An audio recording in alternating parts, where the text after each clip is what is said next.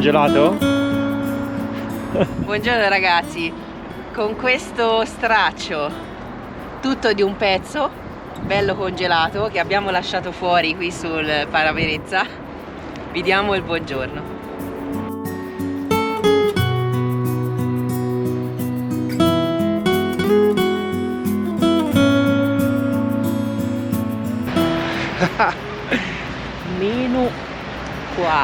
Meno 4!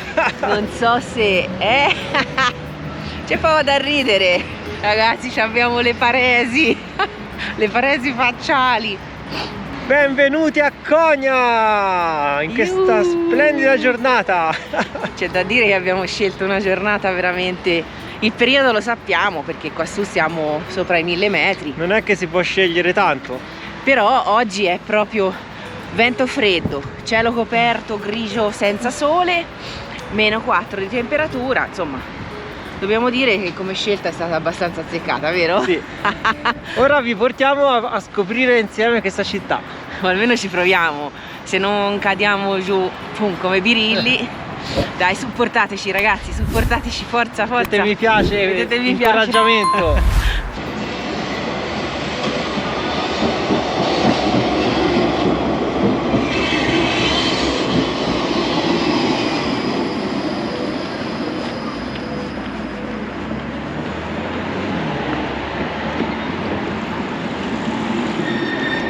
Qui è il Calduccio dentro al tram e ora andiamo in pieno centro. Hükümet.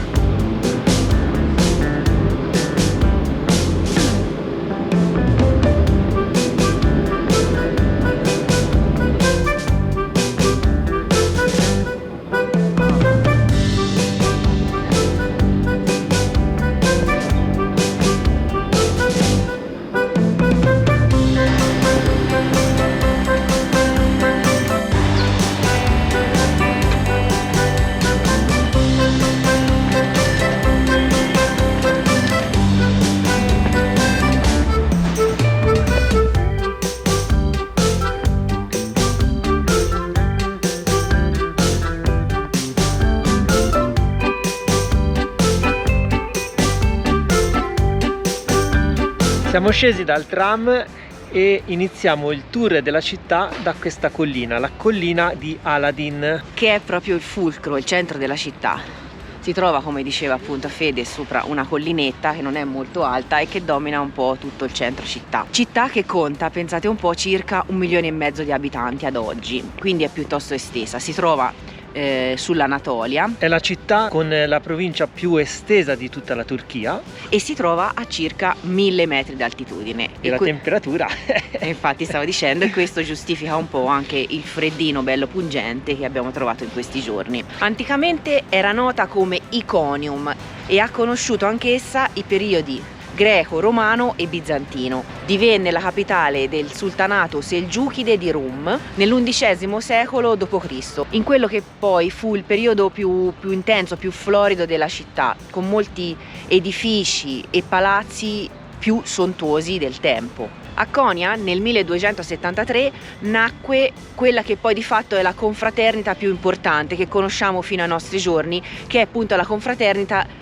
dei Mevlevi, una confraternita di origine islamica. Perché ho detto conosciuta in tutto il mondo? Perché questa forma di meditazione attiva tramite questa danza è una forma protetta e meta di attrazione turistica fino ai giorni d'oggi, e appunto Konya ne è il fulcro. Questo tipo di danza appunto si mette in pratica facendo in maniera ripetitiva questo tipo di rotazione circolare su se stessi, attuata da questi danzatori che poi di fatto sono dei meditatori, diciamo che stanno facendo una forma di preghiera, e quindi questi danzatori si chiamano dervisci e da lì la danza si chiama la danza dei dervisci rotanti. Come vi dicevo appunto questa danza è ancora oggi protetta, diciamo così, e il centro culturale qui di Mevlana, ovviamente ha preso il nome, una volta alla settimana ripropone per tutti, ma soprattutto anche per i turisti che non conoscessero questo tipo di danza, questo rituale. Purtroppo questo rituale si svolge tutti i sabato pomeriggio e noi siamo invece a inizio settimana, quindi per la logistica dei nostri spostamenti diventa molto difficile, se non impossibile, dover attendere tutti questi giorni, anche perché in Turchia, come ben sapete, non abbiamo un periodo lungo, abbiamo a disposizione un visto di 8 giorni nei quali dobbiamo centellinare tutti gli spostamenti. Sarebbe bello poter vedere tutto, però ci vorrebbero anni di permanenza e non lo possiamo fare. Vedremo. Vedremo. In altre zone magari della Turchia ritroveremo queste danze, e se no comunque magari cercheremo nel web, magari per capire, vi faremo vedere un piccolo assaggio. Infatti mentre parlavamo abbiamo messo in sovrimpressione delle immagini di repertorio in modo da farvi capire bene questo rituale è molto particolare.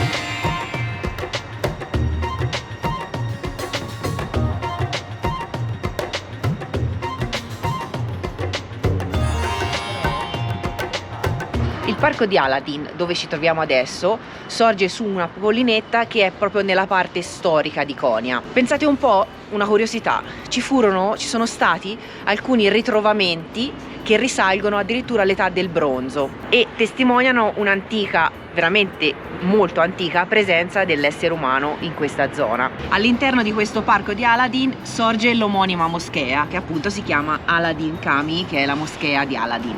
Vediamo un attimo se fosse aperta, proviamo ad entrare. È la moschea più antica della città di Konya. È stata costruita in 2 tranche, diciamo, dal 1155 al 1220, e al posto di questa struttura vi era una basilica cristiana che è stata appunto riconvertita in una moschea.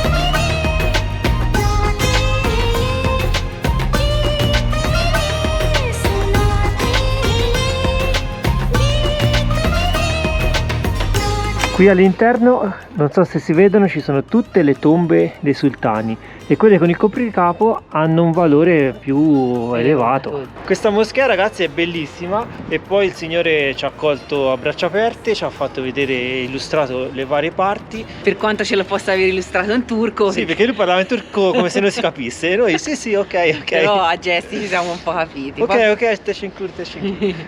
E quello che personalmente mi è piaciuto tantissimo è che, come vi ho detto all'inizio, era una basilica cristiana, ma hanno mantenuto alcune cose che hanno ritrovato, alcuni reperti. Ad esempio la commistione con queste colonne come reperti insieme, diciamo, alla struttura della moschea è molto bella questa cosa. E anche qui nel giardino esterno hanno mantenuto dei vecchi colonnati o frammenti di colonne. Insomma, tutto quello che hanno ritrovato in quella che era la basilica cristiana. E inoltre da qui si gode di un bellissimo panorama sulla città.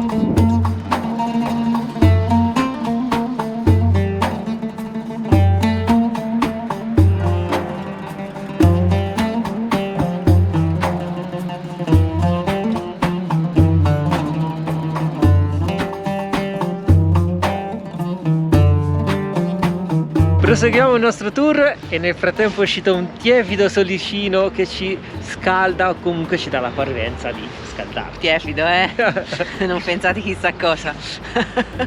Mezzo grado in più.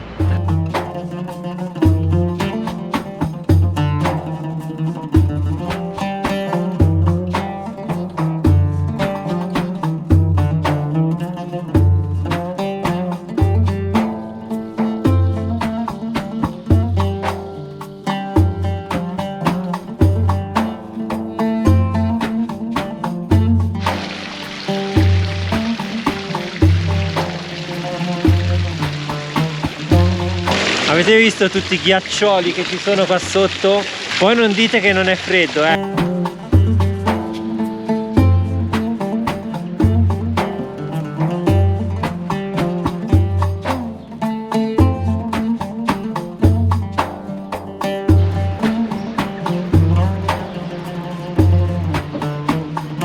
Ora andiamo a visitare quest'altra moschea. Questo è il nome, non mi pronuncio nemmeno a pronunciarla perché è veramente difficilissimo. Andiamo dentro e vediamo com'è fatta.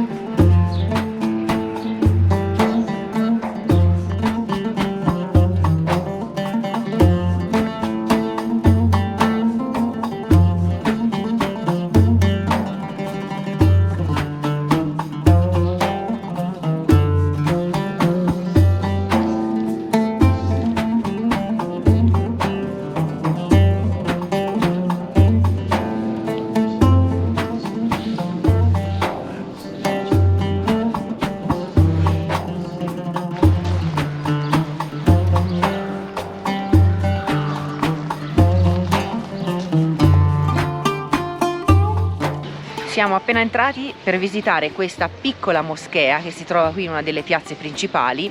È nota per ospitare la tomba di Shams Tabrizi, che è un noto maestro e guida spirituale, che poi diciamo ha dato origine in un secondo momento a tutto quello che è stato il movimento dei dervisci rotanti, insieme al poeta Rumi. Questa moschea è molto piccola e carina. Prima era una sala che veniva utilizzata come sala dei dervisci rotanti, adesso è un luogo di preghiera.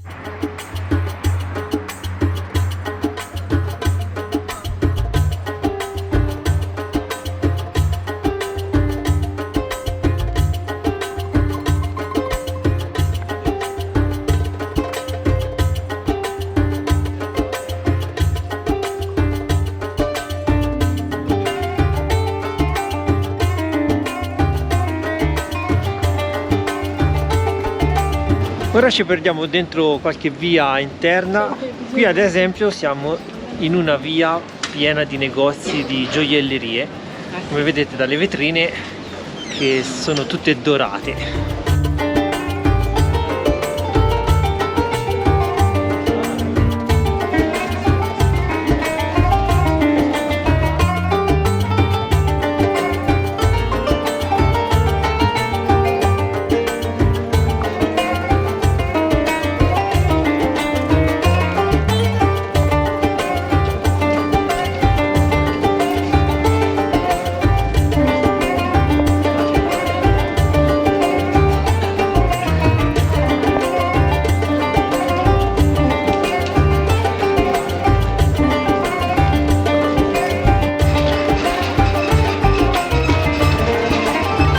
Ora siamo giunti di fronte alla Kapu Kami, che è un'altra moschea. Moschea, Kami significa moschea. Esatto, qui è pieno di moschee, ce ne sono una a ogni angolo e qui c'è anche un bazar.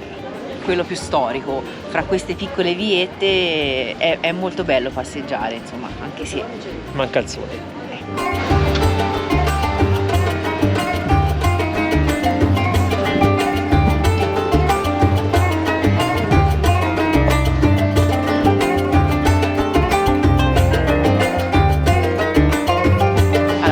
vedere se la porta è aperta, ad entrare. Due parole veloci sulla moschea di Kapu. Sulla moschea di Kapu, o Capi come la chiamano qui, è stata edificata, pensate un po', nel 1658, ma poi a causa di un grave incendio che la distrusse è stata ricostruita circa 200 anni dopo. È stata ricostruita proprio qui in questo punto dove anticamente c'era la porta per l'accesso a un vecchio castello che ovviamente non esiste più. Il punto è veramente strategico perché praticamente siamo nel cuore, diciamo, del bazar della città, con tanti piccoli negozietti e vie molto molto carine.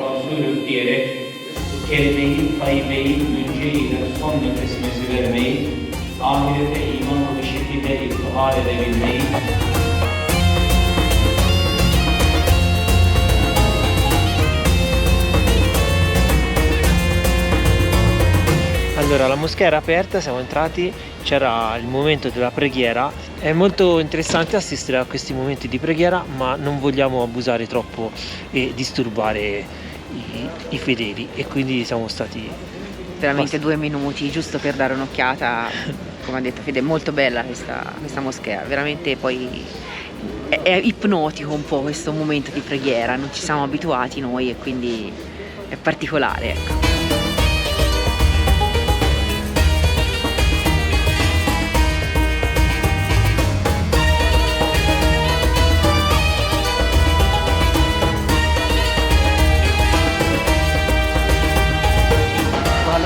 Simit? Simi? One, 2. Questi che sono? cheese, zeytin, cheese, sucuk. C'è il formaggio, io no. Ah, uno con cheese. Io uno One, e one. One, Okay, one. okay. E Two chai. two chai. Okay, okay, okay. Two chai. ciucciai. Two chai. Okay, okay. Ah, guardate qua, che ben di Dio. Ci siamo chiusi dentro questo localino, ma veramente piccolino. Ci siamo presi 2 chai belli caldi. Bollenti, non si come fanno toccano, loro. non si toccano, guardate. Non si toccano da come sono caldi, con un rinforzino. Sì, una piccola colazione, la seconda colazione. Sì. Perché è troppo freddo fuori e ce ne vorranno tante di seconde colazioni. Infatti, e quindi quale momento migliore per mangiare e assaggiare qualcosa di veramente tipico e locale. In un locale frequentato da turchi, perché non ci sono turisti. Qui abbiamo un simit e quest'altro che non so come si chiami, però so che c'è il formaggio e lo assaggio subito. È a caldo anche questo, eh? Mamma mia, è buono. Vuoi assaggiare? Tipo una pizzetta. Semi caldo. Ci voleva, ci voleva.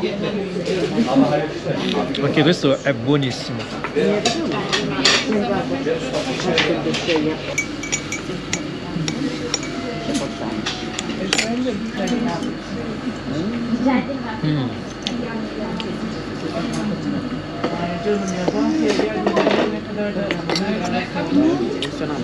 Approvato. Guardate che meraviglia, è uscito il sole, è uscito il sole. Ci voleva un chai per far uscire il sole. È vero, bellissimo. Tutto buono, Aria vero? sempre frescolina, Sempre però fresco, ma col sole cambia tutto. tutti i colori più belli, più brillanti. E noi proseguiamo il nostro tour per Konya. Sì, vi diciamo solo che 2 chai e questo spuntino ci sono costati 45 lire, che corrispondono più o meno a 1,20 € in totale. Non male, eh? Non male come colazione, eh?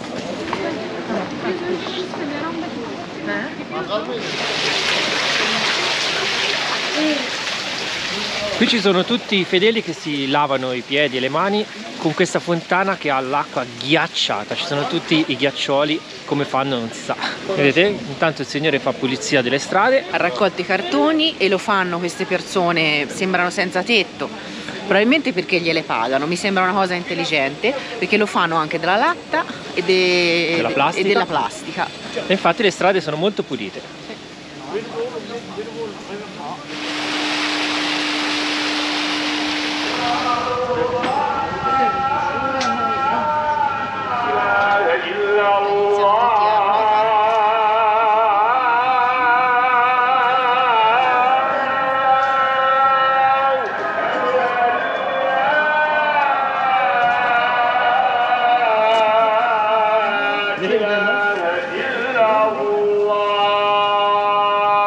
In questo momento sta iniziando il richiamo per i fedeli alla preghiera. È pieno di moschee e siamo rimbalzati da un angolo a un altro. C'è un suono stereofonico da una parte e dall'altra. È veramente ipnotico, continuo a dirlo perché è una cosa che immediatamente ti butta in un mondo particolare, non saprei come spiegarvelo. Sentite.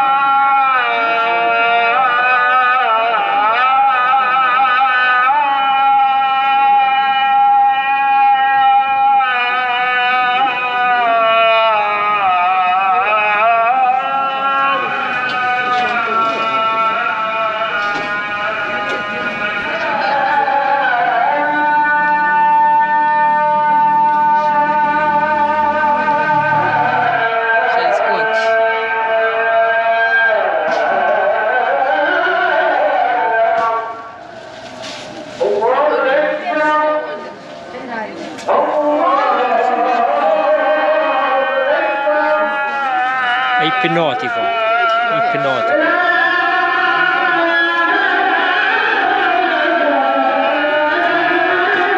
Sembra che i muezzin si chiamino da un minareto all'altro, c'è questa Vero. sensazione come se si parlassero. Guardate bella questa stufa, qui dentro tantissime stufe in questo negozio. Ci sono dei negozietti in questi bazar a cielo aperto per le strade che sono fantastici. Da qua questo c'è di tutto.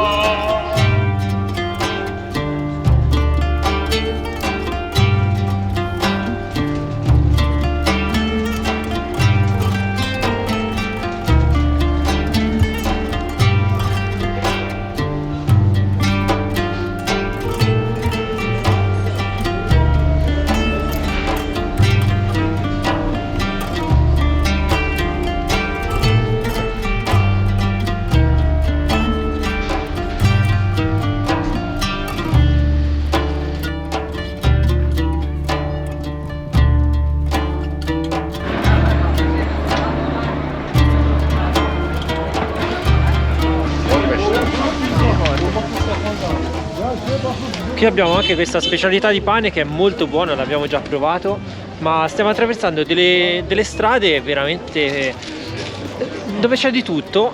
Qui è il cuore. È il cuore, qui c'è un'altra moschea, ce n'era un'altra da quell'altro lato. Qui c'è un altro forno, i Firin, se cercate un panettiere dovete cercare la scritta Firin. Stiamo imparando 5 parole di turco. Qualche parola in più si impara piano piano.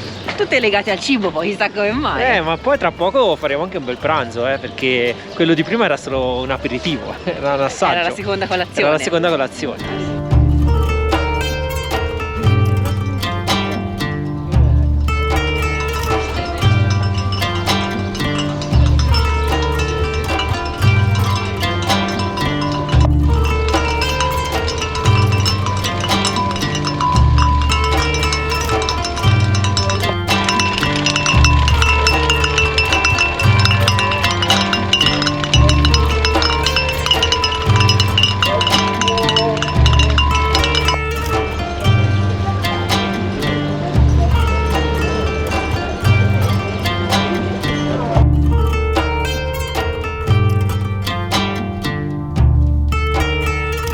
Ora entriamo dentro questa moschea, la moschea Azizia, se l'ho pronunciato bene. Azizia, non sappiamo, che è una moschea praticamente risalente al periodo tra il 1872 e il 1876, quindi di fatto rispetto alle altre piuttosto recente. È più piccola rispetto alle altre, però colpisce il visitatore, così almeno c'è scritto sulla guida, perché la sua architettura è un po' un'unione fra lo stile ottomano, quello classico, e lo stile barocco. E adesso andiamo a dare un'occhiata.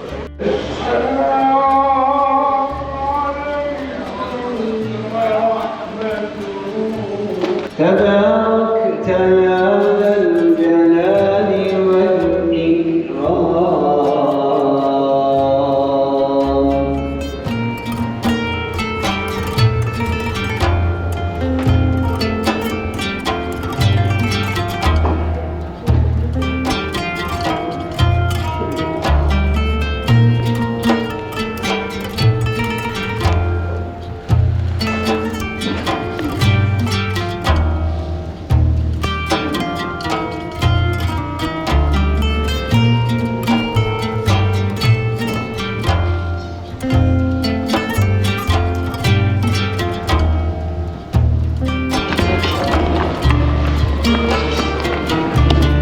Siamo entrati dentro la moschea proprio nel momento clou della preghiera, è molto particolare, tutti gli uomini pregano nella parte centrale e le donne invece Hanno uno spazio riservato, hanno degli spazi riservati. dietro a dei separé, non possono pregare le donne insieme agli uomini.